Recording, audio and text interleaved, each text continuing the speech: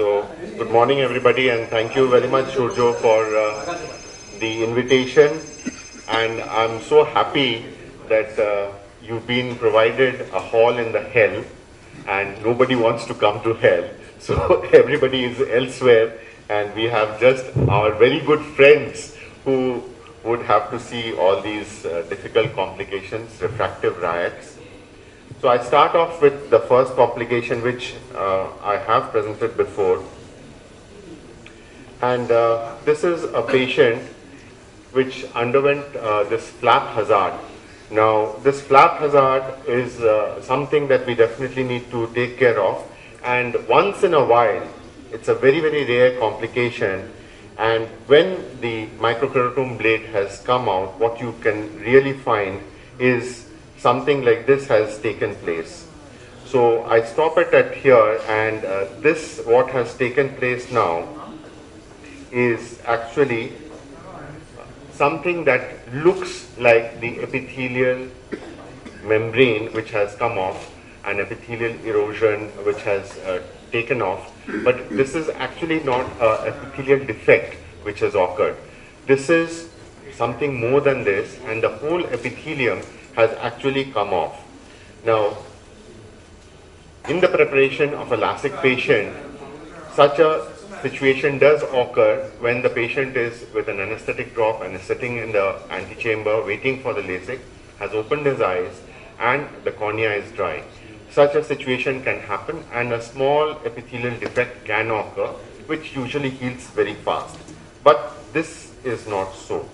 And with this defect comes a very large defect, and once can you actually find out this defect before, or you can preempt this defect before doing the surgery.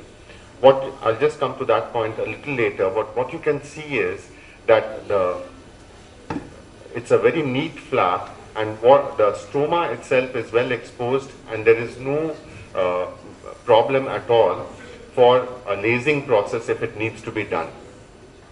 So the first problem that you face is whether to do laser or not in such a patient.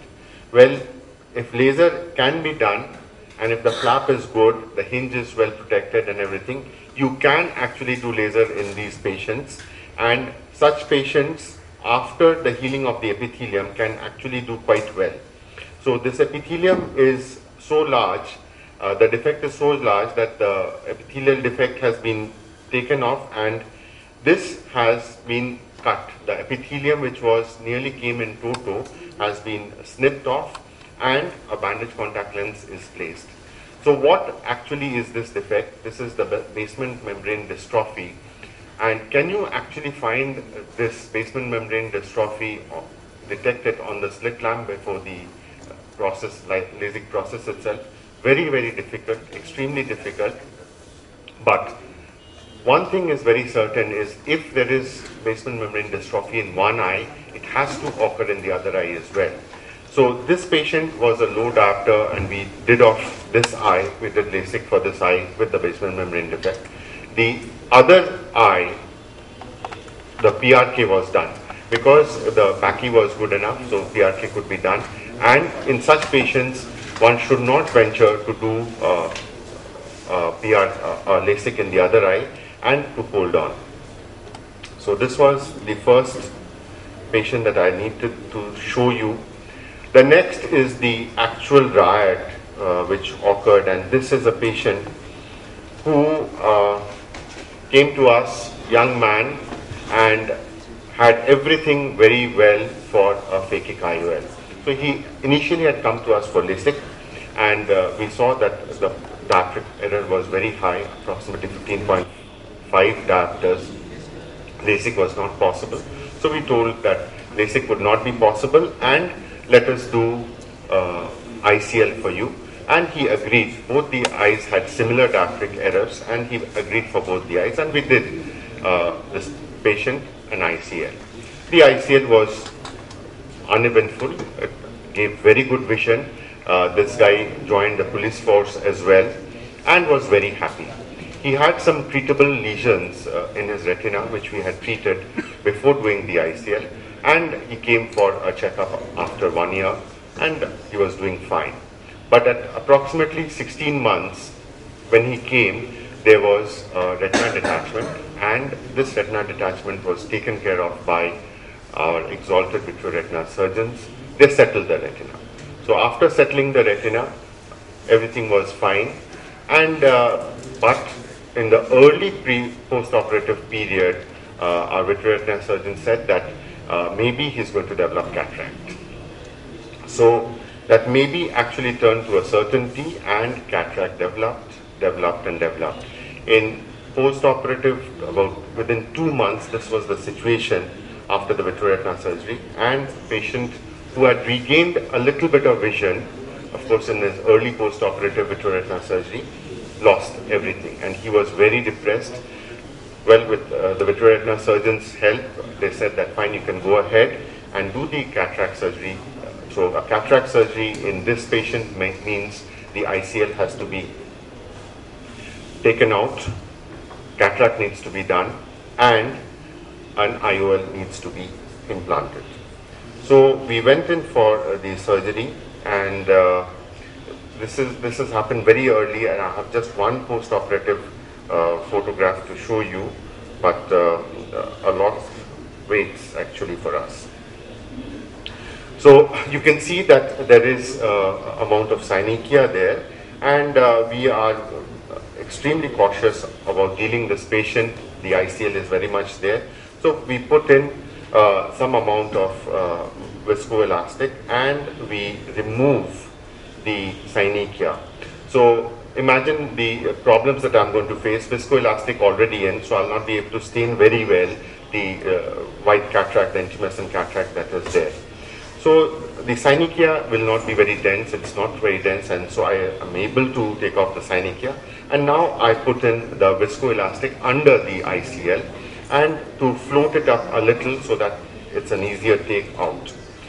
Now the ICL needs to be flipped out, at least the two haptics of the end that we are approaching the incision has to be taken out. I have made another incision, not the previous incision I have not manipulated at all.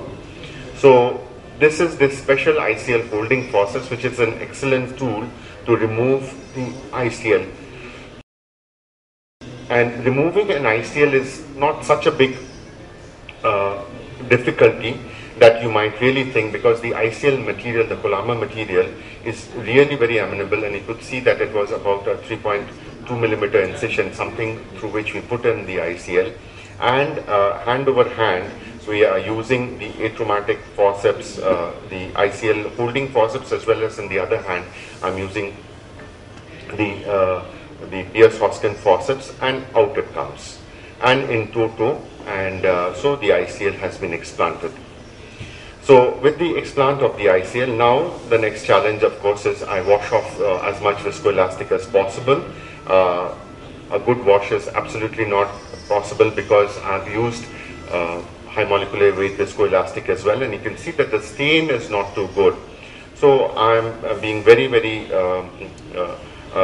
cautious about milking out a little bit of fluid within the capsular bag, and then I proceed with my capsulorhexis, which I'm trying it with the Utata forceps, and it is going on well. I know that I can extend it, and I'm being very, very cautious at this point of time. And you can see that the grip, the pull, the float on the anterior chamber is not too bad, but I suddenly find that I'm not able to go off, and there is a rip, and the capsulorhexis has run out. So did I cause the rip? Was I negligent about it? I don't know. Could it have been caused by the ICL, because the ICL does not have a sharp edge, but could I still have damaged the anterior capsule while taking out the ICL? I do not know. And here, after removing the cortical matter, which is very soft, I'm thinking of what to do with the intraocular lens. What intraocular lens should I put? And that is my thought that is in mind. So, well, the cortical matter and the rest of the nucleus comes out quite easily. And now what we see is our vitreoretina surgeon who has contributed to this patient, and that plaque that you see is a lens touch which possibly had occurred during the vitrectomy, and that has opacified and thickened.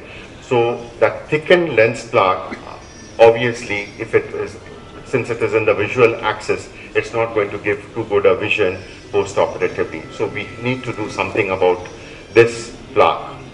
So I put in a 3-piece lens in the sulcus, twirl it around so that we have the haptics well supported by whatever remaining amount of the capsule, anterior capsule is there.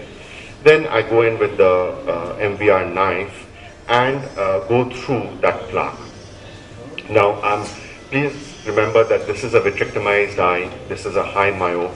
So all that, remembering all that, I have to do with the vitrector. I remove as much of the posterior opacified capsule as I can, and I'm very scared because if this posterior capsule runs out, then I'm going to be in a greater suit with that intraocular lens, the 3-piece intraocular lens in.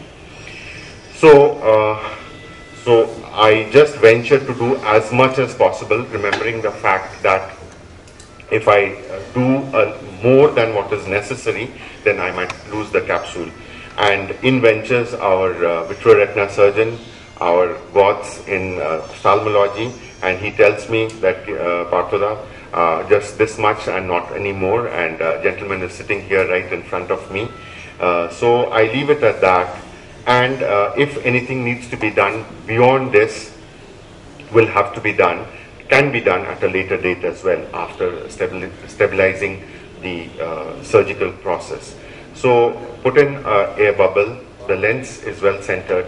The amount of capsular opening that I have made is absolutely not adequate, and possibly the patient is going to need a second procedure. And this is what we have post-operatively. This is the 3rd day or the 4th day.